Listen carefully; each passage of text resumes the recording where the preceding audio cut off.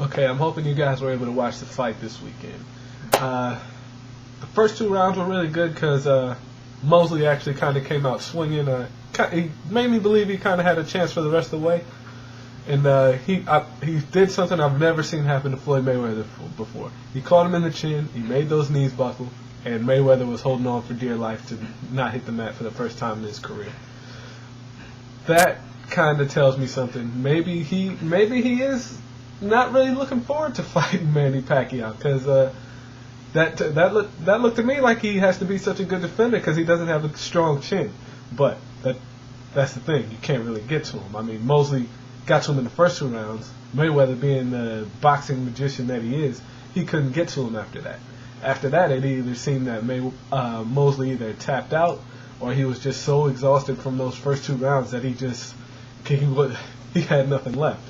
But I mean, I will say this though: Mayweather is a genius, and somehow, some way, he's a genius because he's fighting all these big name fighters toward when he's ready to, when he feels it's best for him to fight them. I'm not saying he's ducking these guys because I don't think he is. I think he wants Manny Pacquiao. I just don't think he wants him quite yet. Probably one more fight or two, and then we'll have our big mega fight with Manny Pacquiao. And believe me, for a while there, I thought Manny Pacquiao was ducking Floyd Mayweather. I'm not so sure anymore because, like I said, after I saw that first round, Manny Pacquiao is a straight puncher. And if he gets that one clean shot, which I'm not sure he really would be able to get, I think he could put down Floyd Mayweather and really have to reevaluate the situation and make some major adjustments. I'm not sure if he's ready to quite do that yet. But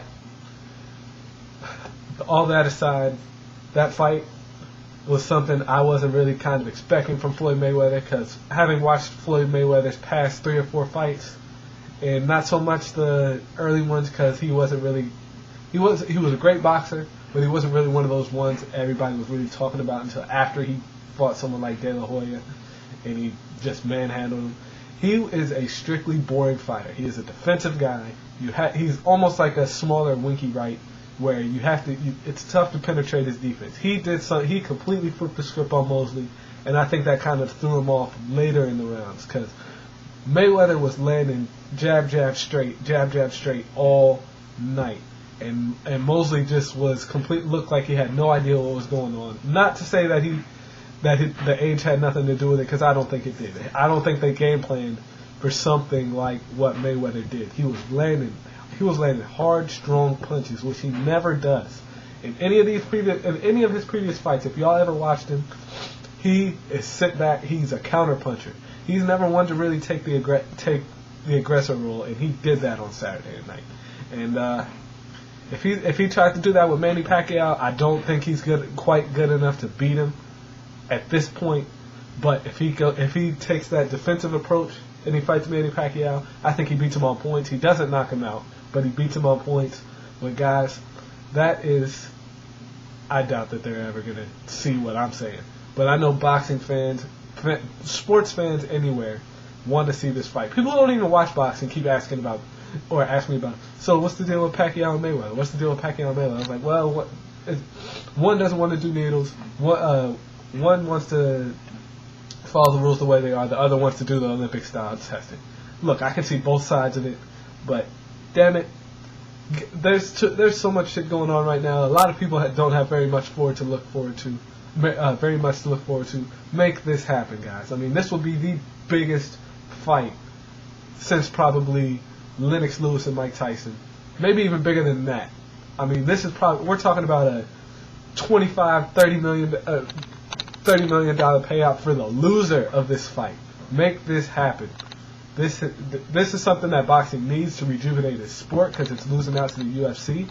It's losing out on the major markets because honestly there's no good heavyweights. And that's what people want to see is just heavyweights, just knockout. If heavyweights are good, then boxing's back on top. But UFC, that's where people are going now because that's where all the knockouts happen. They're either fast or it's just, the speed of the fight is a lot better than boxing because boxing is more tactical. But they need good heavyweights, and this is probably the next best thing that they can get to their mega fight that they've been looking for. They got to make this happen, guys. This is almost like a $50 million fight, maybe even more than that. They would probably never have to fight again after this fight, but we'll see what happens. The way I'm seeing it, I'm hoping they set the communications up again, which I think Mayweather was kind of hinting to with his pre-fight or post-fight interview. We'll see what happens, man. We're looking at either late this year or next springtime, around the same time he just finished with Mosley. But we'll see what happens, guys. I really think I think the world needs to see who's best, and I know they don't want to have another one of those what if types of situations where the two best boxers in their prime didn't fight each other, one because communication breaks down or one doesn't agree to the other. It's whatever. Can't wait to see it. Hope it happens. All right, I'm probably going to make a video later on today or tomorrow because Cyrus wanted me to break down what happened with Tyreek Evans winning Rookie of the Year over Brandon Jennings, and LeBron winning his second consecutive MVP, which I don't think is a surprise to anybody, although it could have been Kevin Durant. But we'll talk about that maybe tonight or tomorrow. All right, guys. I'll at you later. Peace.